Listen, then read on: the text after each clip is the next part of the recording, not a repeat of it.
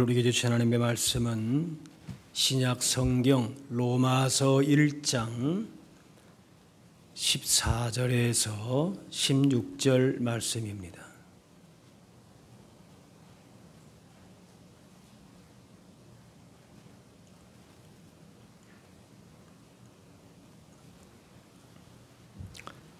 헬라인이나 야만인이나 지혜 있는 자나 어리석은 자에게 다 내가 빚진 자라.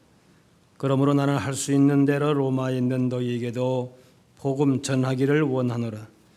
내가 복음을 부끄러워하지 아니하노니 이 복음은 모든 믿는 자에게 구원을 주시는 하나님의 능력이 됨이라. 먼저는 유대인에게요 그리고 헬라인에게로다. 아멘.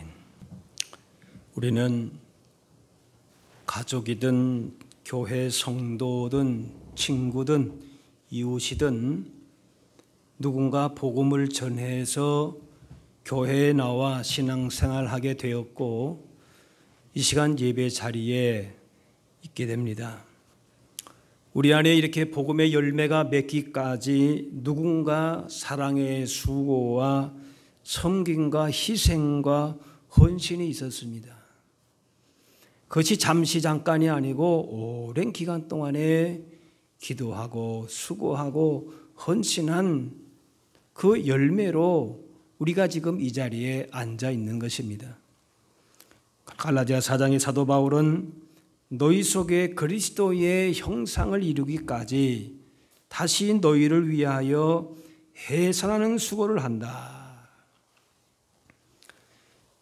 그 어머니들이 자녀를 낳기 위해서 해산하는 수고가 사람마다 좀 다를 수는 있어도 상당한 그 고통이 따르게 되지요.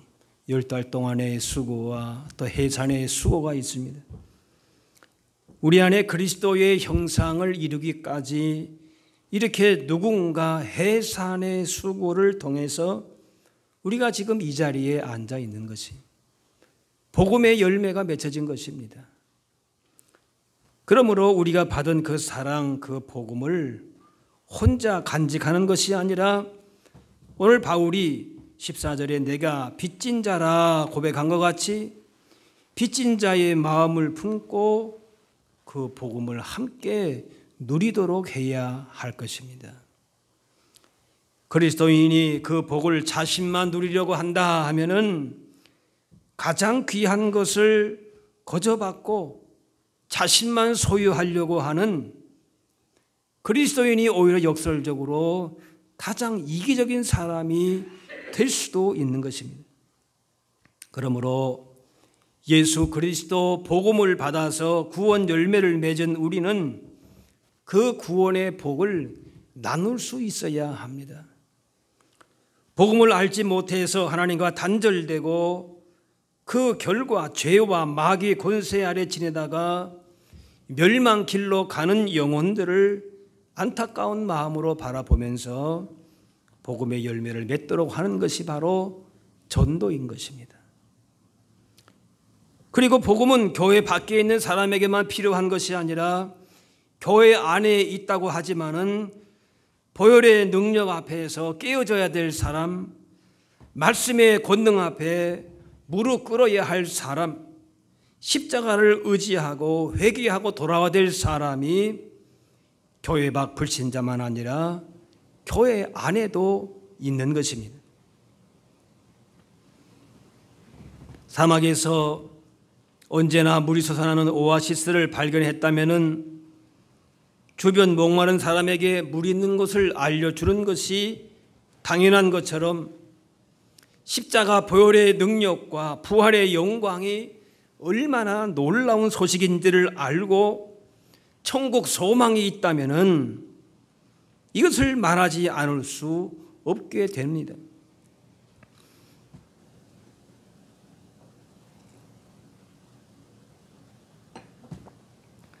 복음을 제대로 알고 믿게 되면은 전하지 않고서는 견딜 수 없는 열망이 우리 안에서부터 솟아나게 돼 있습니다.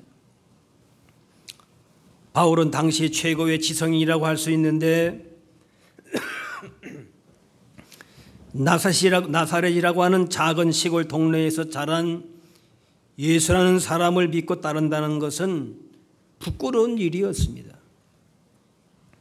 부끄러운 정도가 아니라 예수가 구원자라고 하는 사실은 도저히 받아들이기가 어려운 일이었습니다. 예수님은 세상 부귀영화 권세와 거리가 먼 세리, 죄인, 창기와 주로 교제하고 병자와 귀신 들린 자를 고쳐주었고 가난한 자들이나 간 자들을 돌보시고 가르치셨습니다. 그리고 죄인의 모습으로 십자가에서 행악자들과 강도들과 함께 달려 죽으셨습니다. 세상적으로 부끄러운 사람들만 상대하다가 부끄러운 모습으로 그렇게 죽으셨습니다. 그런데 당시 로마는 막강한 힘을 가지고 있었기에 누구도 대항할 수 없는 시대였습니다. 힘이 모든 것을 지배하던 시대에 하나님의 아들이라고 왔다고 하는데 강도와 같이 십자가에 못 박혀 죽었다는 복음은 부끄러운 것이었습니다. 그럴 수 없다라고 하는 것이지. 자신조차 구원할 힘이 없으면서 누구를 구원한다는 말이 설득력이 없어 보인 것이죠. 하나님의 아들이라면은 모든 사람을 굴복시켜서 경배를 받아야지 십자가에 달려 죽을 이유가 없습니다. 그래서 당시 사람들 기준으로 볼 때에 예수님은 무능력한 사람에 불과했습니다. 그래서 예수님 전하는 것도 부끄러운 일이었습니다. 물론 사람을 고치고 기적을 많이 일으켰지만은 당시 지도자들은 그는 귀신의 힘을 입어서 한 것이다, 이렇게 또 몰아붙이기도 했지요. 바울이 회심하기 전에는 사람들이 그런 모습의 예수를 추정하고 메시아로 믿는 것을 도무지 받아들일 수가 없었습니다. 그래서 예수 믿는 사람들을 앞장서서 핍박했습니다. 자신이 생각한 메시아는 그런 예수님이 아니었던 것이지. 그러나 예수님을 만난 후에 예수님이 전혀 부끄럽지 않고 오히려 자랑스러웠습니다. 그 이유는 예수 믿는 자들에게서 하나님의 구원이 나타남을 본 것입니다. 스데반이 돌에 맞아 죽으면서도 천상의 얼굴을 하고 돌을 던진 자들을 용서해 준 것을 바울은 보았습니다. 결정적으로 자신이 부활하신 예수님을 만나고 사흘간 영적 체험을 하면서 예수님은 전혀 부끄럽지 않은 분이 되었습니다. 그래 16절에 내가 복음을 부끄러워하지 아니하노니, 예수님을 믿고 보니까 그것이 세상에서 가장 가치 있는 일, 보람된 일이라고 하는 사실을 고백하며 복음을 자랑하게 됩니다. 그래서 복음 위에서는 자기의 생명을 조금도 귀하게 여기지 않게 되고 유일한 소망은 복음밖에 없음을 고백합니다.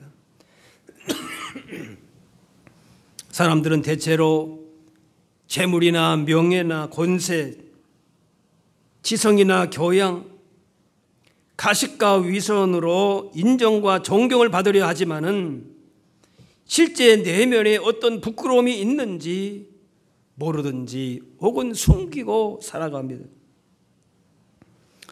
하지만 이제 바울은 예수님을 만나고 복음을 부끄러워했던 이전 모습이 오히려 부끄러웠습니다. 전에 부끄럽게 생각하던 것이 전혀 부끄러운 것이 아님을 알게 되었습니다. 그래서 고린도전서 1장에 유대인은 표적을 구하고 헬라인은 지혜를 찾으나 우리는 십자가에 못 박힌 그리스도를 전하니, 유대인들에게 만족을 주려면은 예수님은 십자가에서 기적적으로 내려오셔야 됐습니다. 큰 능력으로 로마와 싸워서 승리의 모습을 보여줬어야 했습니다. 또 헬라인들은 고상한 것들을 좋아했습니다. 그런데 십자가에서 패배한 자를 믿으라 하니까 전혀 설득력이 없어 보이는, 매력이 없었습니다. 하지만 그들이 그렇게 미련하다고 여기는 꺼리는 십자가의 그것을 바울은 그렇게 고집스럽게 전했던 것입니다. 인간의 의나 자랑이나 가능성이 내려진 곳에, 그것이 사라진 곳에서 진정한 구원이 가능하기 때문에 그렇습니다. 이렇게 거친 걸림돌 앞에서 부서지든지 돌아서든지 결단해야 되는 것입니다. 그럴 때에 진정으로 그 안에 생명으로 구원으로 채울 수 있게 됩니다. 우리의 생각을 뛰어넘는 하나님의 지혜와 능력을 깨닫게 된다면 복음을 전혀 부끄럽지 않게 생각하게 됩니다. 세상 가치와 복음을 비교하면서 부끄러워하면 복음에 대한 확신을 갖지를 못합니다. 보이는 물질이나 권력이나 사람을 더 신뢰하면 하나님의 말씀을 의지할 수가 없게 됩니다. 하지만 복음을 부끄러워하지 않는다면 복음의 능력과 지혜를 온전하게 경험하게 됩니다. 믿는 것에 대한 확신이 없고 복음을 부끄러워하게 되면 결국 세상으로부터 부끄러움을 받게 되고 패배적인 삶을 살게 될 수밖에 없습니다.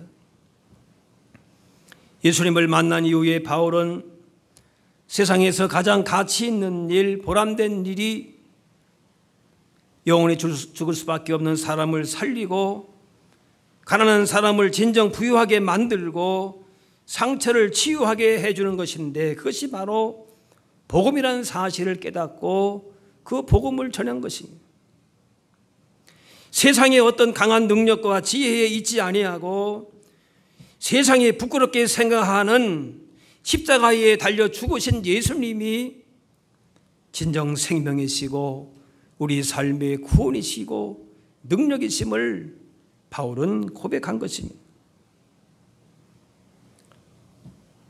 주님이 함께 하시기에 어떤 환경에서도 담대하게 예수 믿는 믿음을 고백하고 선포함으로 이 복음을 전함을 마치려 하면은 자신의 생명을 조금도 귀하게 여기지 않게 되었다. 자기의 생명, 자기의 삶을 다해서 이 복음을 전하는 자가 되었던 것입니다. 당시 로마 권력 아래에서 그 힘으로 침략하고 강탈하고 노예로 삼고 그 힘이 무서웠습니다. 그런데 사도 바울은 이 복음은 모든 믿는 자에게 구원을 주시는 하나님의 능력이 됨이라. 로마의 권력은 무력과 힘으로, 인간의 힘으로 세계를 제패하지만은 나는 하나님의 힘을 가지고 로마에 간다. 그 힘이 곧 복음의 능력이다. 사람을 구원시키는 능력이라 담대하게 선포한 것입니다. 예수 그리스도의 복음을 자랑하고 증거하는 사람은 그 복음을 통해서 하나님의 크신 사랑과 능력을 반드시 경험하게 되어 있습니다. 우리에게 있는 능력과 가능성들을, 우리의 자랑이나 우리의 의의를 내려놓고 예수님의 우리에게 주시는 생명과 그 복을, 구원을 자랑하고 전할 때에 하나님의 능력을 경험하게 됩니다. 마틴 루터는 복음의 능력을 이렇게 설명했습니다. 하나님의 능력인 복음은 인간을 죄에서 의로, 죽음에서 생명으로, 지옥에서 천국으로, 사탄의 나라에서 하나님의 나라로 옮겨주고 영생을 주고 영원한 기쁨과 행복으로 이끌어주는 능력이다. 그래서 예수님을 믿기만 하면은 죄인이 의인됩니다. 죽음에서 생명으로 옮기고 어둠을 몰아내고 빛 가운데 살아나갑니다. 그래서 이것이 복음의 능력인데, 이 능력을 두나미스라라고 하는 말을 쓰는데 여기서 우리가 아는 다이너마이트라고 하는 말이 나왔습니다. 폭발하는 다이너마이트죠. 세상 권세와 능력도 만만치 않습니다. 그러나 세상의 능력은 사람을 살리는 힘이 아니라 결국 사람을 파멸시키는 힘입니다. 하지만 이런 세상의 힘을 대항할 능력이 바로 복음의 능력입니다. 예수 그리스도의 복음의 능력이 인류를 살려놓았습니다. 오고 오는 모든 시대의 인류를 구원하셨습니다. 가정을 살려놓으시고 나라를 살리시고 우리를 살리셨습니다.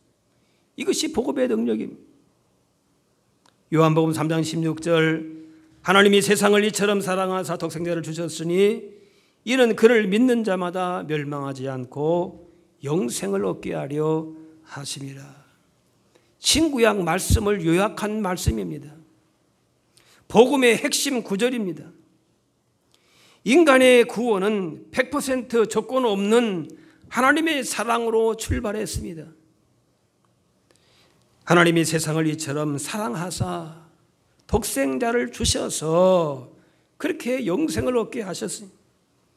우리의 공로는 0.0001%도 없는 것입니다. 그리스도로 말미암아 죄와 사망에서 벗어나서 영원한 생명을 얻게 되고 하나님 앞에 설 수 있고 하나님의 자녀가 되었습니다. 인생의 허무에서 죽음에서 거짓에서 벗어나서 참 생명과 진리를 얻게 된 것입니다. 그런데 이 놀라운 일이 자신의 노력이나 무엇을 바쳐서 된 것이 아니라는 것입니다. 은혜로 주어졌습니다. 예수 그리스도를 믿는다는 단 한 가지 이 단순한 이유로 이 엄청난 선물을 거저받게 되었습니다. 아무런 대가를 치르지 않고 은혜로 구원 얻었습니다.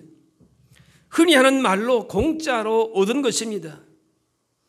공짜로 값 없이 받았지만은 이것을 지불하신 하나님은 엄청난 희생을 치르신 것이지요. 이때의 공짜는 너무나도 귀중해서 값을 매길 수가 없는 것이지 하찮은 것이라서 값이 없는 것이 아닌 것이죠. 비록 우리는 공짜로 얻은 구원이지만 하나님 편에서는 결코 공짜가 아닙니다. 그 아들을 십자가에 못 박아 죽이심으로 구원하신 것입니다. 아들까지도 기꺼이 희생시키시는 하나님의 바로 그것이 하나님의 능력이고 우리가 그 능력 가운데에 우리는 이렇게 서 있는 사람들인 것입니다. 우리를 죄와 저주에서 해방시키기 위해 당하신 주님의 수치와 고난은 이루 말할 수가 없습니다. 독생자를 주시기까지 사랑하신 그 희생이 있었기 때문에 복음 안에 세상이 감당할 수 없는 능력이 있는 것입니다. 그냥 우리가 세상을 향하여서 담대하게 외치고 그렇게 능력 있는 삶을 사는 것이 아니라 거저가 아닌 것이 하나님께서 거기에 합당한 그 값을 다 치르셨기 때문에 우리 안에 하나님의 능력과 구원이 임하게 된 것입니다. 예수님 십자가 승리로 이루어 놓으신 승리를 믿으면 죄와 사망의 권세를 이기신 예수님의 구원이 우리 가운데 임하는 것입니다.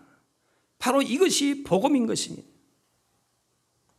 우리를 살려놓은 힘이 복음에 있습니다. 불신자들도 예수 믿어야 구원받는다, 예수 믿지 않으면 지옥 간다, 그런 말을 어느 정도는 들어봤을 것입니다. 그런데 그 얘기를 단지 교회 안에서만 하는 얘기로만 알고 있습니다. 조만간에 모든 사람 앞에서 닥칠 실제 상황이라고는 생각하지를 않습니다. 이렇게 예수님 믿지 않으면 지옥 가는 것이 실제 상황이 분명히 될 터인데 알지를 못하는 것이죠. 그런 사람을 우리가 그냥 두고 볼 수는 없는 것입니다. 세상에서는 무엇을 고를 때에 여러 가지 선택지가 있지만은 예수님을 믿는 것은 선택에 맡길 문제가 아닙니다. 무슨 수를 써서라도 믿게 해야 하는 것입니다. 죄와 죽음과 영원한 지옥 형벌을 면할 수 있는 다른 방법이 우리에게 주어진 것이 하나도 없는 것이지요. 오로지 예수 믿게 하는 것 외에는 다른 방법이 없는 것이에요. 알기는 알아도 예수 믿지 않으면은 그냥 지옥 백성 될 수밖에 없는 것이에요. 당장 오늘 밤에라도 내일이라도 지옥불로 떨어질 수밖에 없는 것이에요. 이것이 바로 우리의 실제 상황인 것이다 말이에요. 물론 억지로 되는 것은 아닙니다. 그렇기 때문에 말과 행동으로 믿는 사람들이 본이 되어야 되고, 특히 그 마음의 변화를 위해서 기도하는 것이 중요합니다. 그래서 복음 전하는 데 있어서는 기도가 대단히 중요합니다. 복음에 대해서 머리로서는 알고 있지만은 그의 마음의 눈이, 영적인 눈이 감긴 그 눈이 있다면은 뜨게 해서 복음 진리를 받아들일 수 있도록 인내심을 갖고 기도해야 하는 것입니다. 아까 복음을 교회 안에도 들을 사람이 있다 그랬는데, 이 자리에만 나와 있는 것이 아니라 실제로 예수님이 나의 인생의 구원자이시요 생명이심을 믿음으로 받지 않느냐, 영적인 눈이 띄어져야 되는 것이, 예수 그리스도의 복음의 능력을 믿고 우리의 이웃과 가족을 향해서 복음을 전하고 기도할 때에 하나님께서 구원의 역사를 이루어 가십니다. 죄인을 의인으로 바꾸어 주십니다. 영원히 죽을 수밖에 없는 죄인을 영원한 하나님 나라의 백성으로 삼으신다는 것이에요. 이런 기적은 없는 것이지요. 지옥 백성을 하나님의 천국 백성으로, 절망을 소망으로, 슬픔을 기쁨으로, 탄식을 찬송으로, 어두움을 빛으로 바꾸어 놓는 것이지. 엄청난 변화가 나타나는 것이. 오늘부터라도 예수 믿지 않는 주변의 사람들을 명단을 작성해서 기도할 때에, 하나님의 때에 하나님의 방법으로 하나님께서 반드시 응답하실 것입니다. 부모님에게 복음 전하는 것 최고의 효도입니다. 자녀에게 복음 전하는 것 최고의 유산입니다. 영원한 생명을 물려주는 것, 이거 외에 우리가 뭘 물려주려고 합니까? 친구에게 복음 전하는 것, 그에게 줄 수 있는 최고의 선물입니다. 이웃에게 복음을 전하는 것 최고의 자선 활동입니다. 전도는 국가의 최고의 애국이고 세계 인류 평화에 이바지하는 것이 됩니다. 세상 어떤 능력도 사람을 진정으로 변화시키지 못합니다. 오직 예수님의 복음만이 인류의 소망이요 참된 능력임을 확신하며 이 복음 증거하고 복음의 능력 가운데에 복 있는 삶을 살아갈 수 있어야 할 것입니다. 값비싼 산 것을 받고 나면은 부채의식을 느끼게 됩니다. 그것이 바로 빚진 자의 의식입니다. 빚진 채무자는 채무를 갚기까지는 늘 마음이 쓰입니다. 내가 이렇게 귀한 거 받았는데 거저 받아도 되나? 항상 그것을 갚으려고 하는 마음이 생기는 것이 인지상정인 것입니다. 당연하다. 당연한 것이 어디 있습니까? 당연한 거 없어요. 바울은 그래서 다른 것보다는 복음에 대한 채무의식을 강하게 느꼈습니다. 하나님이 나를 구원해 주셨다. 독생자를 아끼지 아니하시고 보내주셨다. 나는 구원 얻었다. 그렇게 끝난 것이 아니라 하나님이 나를 구원해 주셨으므로 앞으로 아직 구원받지 못한 사람을 위해서 나를 통해 구원받는 일이 일어나야 되겠다. 그렇게 생각한 것입니다. 지혜 있다고 자처하는 헬라인이나 어리석다고 야만인 취급을 받는 사람에게나 구분 없이 다 복음이 전해져야 되는 것입니다. 복음 없이는 구원에 이르는 길이 없기 때문에 그렇습니다. 그래서 바울은 사람들을 볼 때마다 이런 빚진 생각이 들었습니다. 복음으로 말미암아 누군가에게 베풀지 않고는 견딜 수 없는 사랑을 만들어낸 것입니다. 예레미야 선지자도 비슷한 고백을 했습니다. 예레미야 20장에 내가 다시는 여호와를 선포하지 아니하며 그의 이름을 말하지 아니하리라 하면 나의 마음이 불붙는 것 같아서 골수에 사무치니 답답하여 견딜 수가 없나이다. 예레미야는 상당히 박해를 받은 사람이 차라리 입을 다물고 있으면 훨씬 편했습니다. 그런데 자기가 받는 박해가 문제가 아닙니다. 하나님의 말씀을 전하지 않으면 자기가 못 견디겠다는 것입니다. 바로 이게 빚진 자의 마음인 것이죠. 엄청난 채무를 가지고 있는데, 사랑의 빚을 가지고 있는데 그거를 내가 갚아야 되지 않겠는가, 그 마음이 있는 것이. 연세대 총장이었던 백낙준 박사는 한국 교회사의 유명한 인물입니다. 그런데 그 아버지가 점쟁이였다고 합니다. 길거리에 앉아서 지나가는 사람들 관상 봐주고 돈 벌었습니다. 어느 날 길을 지나가던 한 집사가 백낙준 아버지를 보고 한마디 합니다. 여보시오, 그런 짓 하다가 당신도 망하고 자식들도 망할 터인데 빨리 그만두고 예수 믿으시오. 그때 그 아버지가 당신이나 잘 믿어라, 재수 없이 왜 그렇게 떠들어 하고 했는데, 그날 밤에 잠을 자려고 누웠는데 집사님 한마디가 계속 귀에서 맴돕니다. 잠을 자도 그 소리가 들립니다. 드디어 그는 그 모든 거 다 청산해버리고 예수 믿었는데 바로 그 아들이 연세대의 총장이 된 것입니다. 지나가는 말 한마디로 위대한 인물이 그렇게 낳게 되었습니다.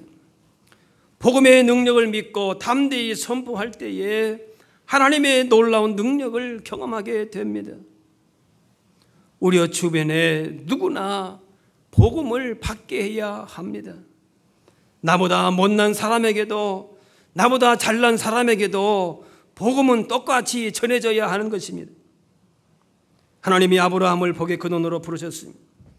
너를 축복하는 자에게 내가 복을 내리고 너를 저주하는 자에게 내가 저주하리니 땅의 모든 족속이 너를 인하여 복을 얻을 것이니라.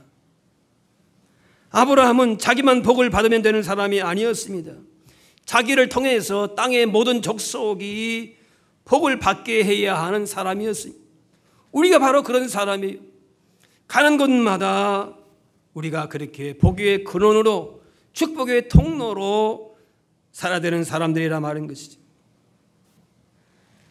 우리는 복음의 빚진 자로 부름을 받았는데 세상에 나아가 소금과 빛으로 선한 영향을 끼치려면은 우리의 삶의 방식이 세상과는 분명히 달라야 합니다. 그들로 너희 착한 행실을 보고 하늘에 계신 너희 아버지께 영광을 돌리게 하라. 우리의 말과 행동에서 예수 그리스도 복음의 착한 행실이 드러나게 될 때에 하나님께 영광이 되고 그들이 복음을 받아들이게 되는 것입니다. 가정이나 직장이나 이웃과의 관계에서 성실하고 정직하고 신뢰할 만하고 겸손함으로 진심 어린 마음으로 대할 때에 복음의 선한 영향력을 나타낼 수 있게 되는 것입니다. 복음은 모든 믿는 자에게 구원을 주시는 하나님의 능력이 된다. 이 사실을 우리가 굳게 믿고 여러분이 나아가는 모든 삶의 현장 가운데에 이러한 예수 그리스도의 엄청난 구원의 복음의 열매를 더 많이 맺을 수 있기를 주의 이름으로 축원합니다. 기도하겠습니다. 사랑의 하나님, 우리에게 하나님의 독생자이신 예수님을 보내주셔서 영원한 지옥 고통 가운데 살아갈 수밖에 없는 우리를 하늘의 기쁨과 소망 가운데 살아갈 수 있는 복음을 알게 하시고 복음의 열매를 맺게 하시니 감사합니다. 세상이 결코 줄 수 없는 하나님의 능력인 복음을 받았으니 복음 안에 주시는 놀라운 변화의 삶을 누리며 살게 해주시고 이제 세상을 향하여서도 이 복음의 능력으로 복 있는 삶을, 승리의 삶을 살게 하여 주옵소서. 기도하고 사랑으로 섬기고 복음을 전해야 될 영혼들을 이제 마음에 품고 빚진 자의 마음으로, 주님의 마음으로, 주의 사랑으로 그렇게 수고하며 믿음의 인내로 복음의 열매를 맺기까지 그들에게 나아갈 수 있게 하여 주옵소서. 감사드리며 예수님의 이름으로 기도하옵나이다.